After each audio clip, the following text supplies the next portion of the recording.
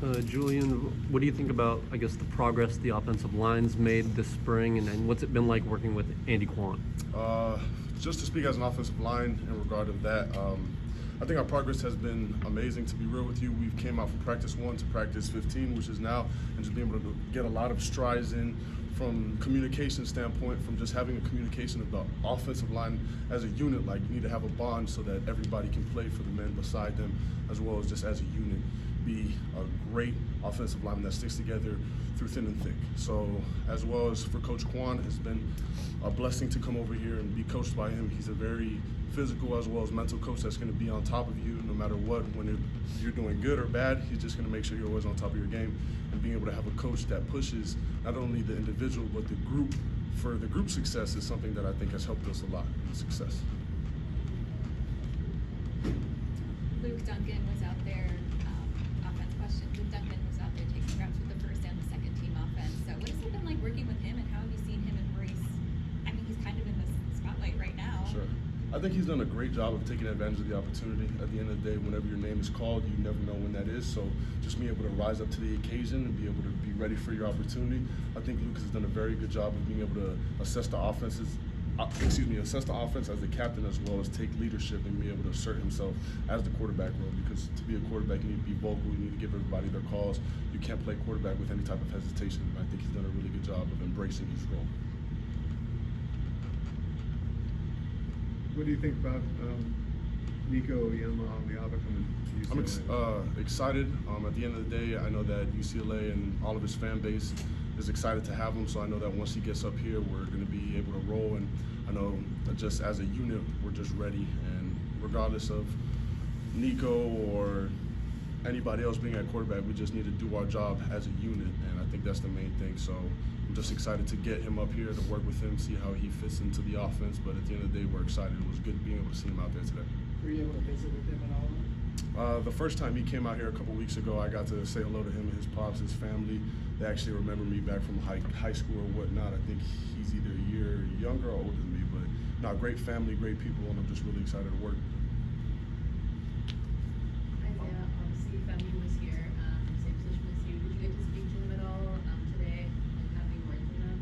Yeah, Femi's been around the facility even before he got drafted. Like, I've known Femi since I was in high school, and just being able to have somebody who is doing what you're trying to do it's inspiring. Like, asking him different questions about coverage and run fit, stuff like that. It's a blessing, truthfully. Isaiah, we talked to you, I think, like the first practice of spring. Now this is the last practice. Yeah. What kind of progress have you seen? Where has this offense come from and is now, and you personally too?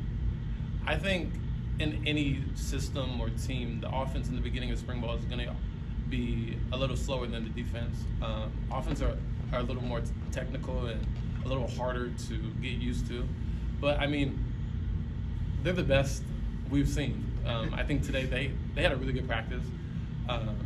And I think the development of everybody, it just took a minute for all of us. We have a whole bunch of new people, transfers, freshmen, people who have been on the team. It just takes a while for us to all really gel together. I mean, we were out there showing it today, so.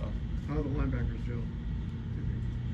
I think it only took us maybe a day and a half to kind of become cool with each other. Like, we're all kind of the same age group, so there's no real, I don't know this, that, but, you know, it's really the first group I've been able to be a part of where everybody's cool, everybody. Like, there's no type of separation. We're all trying to help each other get better, so.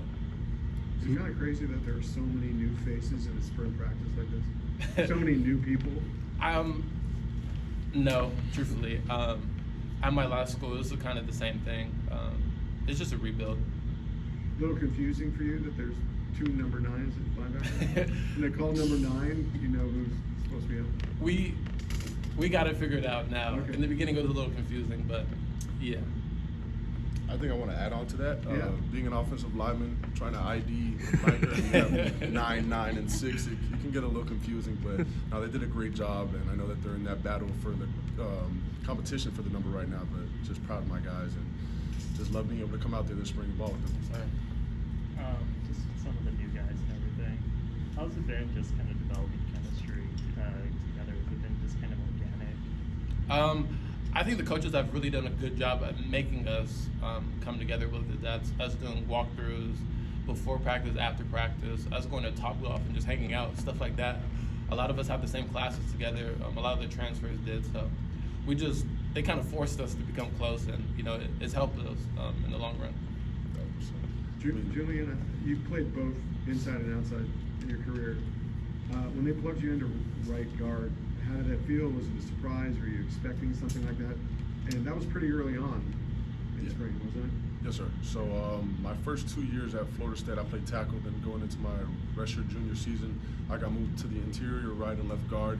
At the end of the day, just being able to be inserted to any position, whether it be right guard, right tackle, left tackle, just being able to be accessible and be able to be used. I mean, that's my main goal. Just being able to be somebody who can play any position, plug and play for the team. I think guard is a little bit easier because you don't have a lot to worry about. You have a center and a right tackle to the right of you, or vice versa, and being able to be in the middle. You kind of have support off both sides versus being on the edge. You're truly one-on-one man watching for corner pressures or any type of shift motion. So just being able to go in there, I think, has been a great opportunity for me to come in. It's nothing new. It's just another day. So. What's it like for you guys, just kind of the state of college sports right now? You got guys out there making plays from the transfer portal, and you've got guys who are going to be your future teammates watching from the sideline who aren't even officially, with the team yet. What is that like, just with all the fluidity and movement, guys in and out? Well, I mean, I'm a product of the transfer portal. I mean, we both are. Yeah. Like, it's just where college football is at, and I think what I always tell people, I mean, everybody has to do what's best for them, and whatever that really looks like. I mean, and we really don't know the real stories behind what's actually making people make these type of decisions. So, I mean, I'm not mad at anybody for going or coming. To add off that, I think it's a new era. I mean, we're all seeing this somewhat for the first time. At the end of the day, the way I like to look at it is keep the main thing the main thing. If you're coming to a program or a prestigious institution like UCLA, you want to come in here and not worry about all of the logistics and the NIL and all that stuff. Just be able to come in, keep your nose down, work, and gain your respect through the work that you do on and off the field. And I think that's what we kind of both have been able to come in here and assert ourselves as leaders by doing those actions on and off the field. Julian, sort of along those lines, as it relates to Nico, how much responsibility do you all have to kind of get him up to speed, considering he won't officially be a part of the team for a while? Without a doubt. I think that's more of a quarterback's question and like quarterback positional coach. But at the end of the day, we all have a self-accountability where we tell each other, whether it be the wide receivers to the offensive line and the offensive line to the wide receivers, and be like, hey, look, we need to lock in. We need to take this as a game period and have the intensity and have the intent to go in any single practice, whether it be a walkthrough or a full padded practice, just have that type of intensity. So I know that once he gets here, our coaching staff has done a great job of getting guys like me as well as these other transfers up to par and up to speed. So I have no doubt in my mind that they'll be able to come in here, he'll be able to fit into the system. I mean, he's going to be new, but at the end of the day, I think he'll be able to get it done. Another Nico question. Deshaun was saying, like, he wants you guys to be able to practice and prepare, like, with a little bit of noise. When there was so much attention, like, around Nico and around this UCLA program, what was it like, kind of, trying to dial in on what you have to do on a daily basis? When it comes to dialing in, like I kind of said a little bit earlier, keep the main thing the main thing. At the end of the day, it's college football, it's college sports. You're going to have buzzing from here and there and this and that and the other, but at the end of the day, it's a production result-based business. So if you can come in, whether you're the highest 5-star or 6-star in the nation, and then you come, you can be a bust. At the end of the day, it's what you put on that film. So I think regardless of him coming or Joey leaving and all that stuff, as a team, we've just done a really good job of honing in this spring and coming together as a team and just working so that we can go ahead and get to our end goal, which is winning games. Did you guys get to talk to Joey before he left, or was that kind of a sad situation? He came in and was your teammate, and it seemed like everybody liked the guy, and suddenly he's leaving? Personally, no, but I mean that happens. People have to. The transfer portal stuff, it can happen as fast or as slow as you want it to happen. So I mean, stuff like that moves really fast, and I wish him the best. Like, I mean, there's no hard feelings. He made the decision that is gonna uprise his career, and I mean, we made decisions to move forward in our career. So I mean, yeah. I had a class the other day, and I got to see him just kind of sitting down outside. I was like, hey, what's up, bro? What are you doing here? Oh, just got class. And he's done a really good job of keeping his head on, and I know that I mean, at the end of the day, he made his decision, and I wish him nothing but the best. I know that he'll be able to probably have some success, and yeah, we're just excited to get all of our guys, all of the new transfers, Nico, vice versa, everybody just come in and work, because at the end of the day, that's what we're about. Our program has been nothing but work and excellence and striving for excellence, knowing you probably won't get it, but if you come a little bit short, you can be pretty dang good. So. Not only is there a lot of turnover in the roster, but also the coaching staff, and obviously they're all new for you guys. But what can you guys say about them? I mean, from the outside, look like already very cohesive unit, very personable with you guys. Just what are you guys seeing from your position coaches and just Sean's roster and the staff as a whole? I think they've done a great job of getting everybody to come together as a unit, just regardless of offense and defense. Like Chis said, being able to bring us to Topgolf or taking us and having a little day adventure, whether it be, hey, no full padded practice, we're going to go to the pool, or we're going to do X, Y, and Z. So just being able to have that brotherhood and that bond has been the main thing that I feel so far this spring and whatnot. And yeah, it's just been a blessing to have these coaches that really care about our futures and care about that connection, because at the end of the day, it's all about that connection. You can have a bunch of very talented guys, but if you don't have a connection on and off the field, it's not gonna really pan out. So I'll add something. You know, shout out to Coach White, truthfully. He's probably the coolest guy I've probably ever met.